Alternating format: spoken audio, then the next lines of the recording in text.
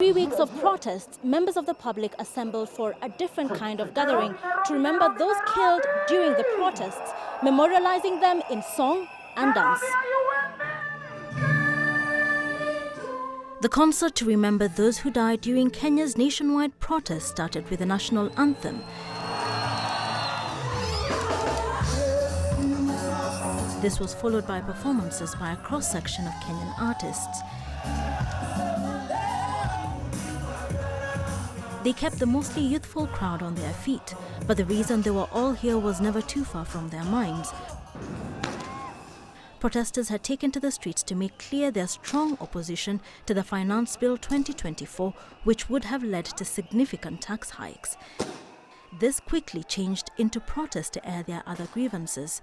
The Kenya National Commission on Human Rights reported that at least 39 people had died during the protests.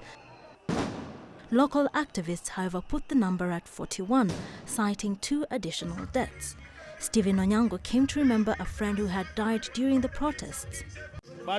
I was not at the protests that day, but he came and suffered a gunshot wound and he died.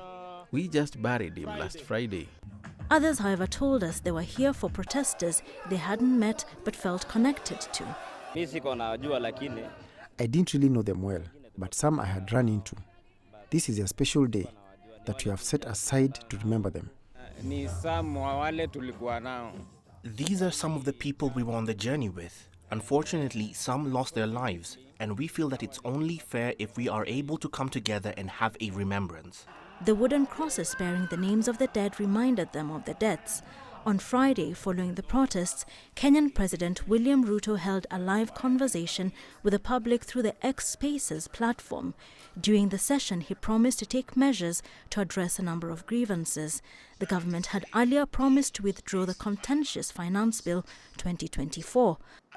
But a section of activists has called for justice for the dead alongside the planned reforms.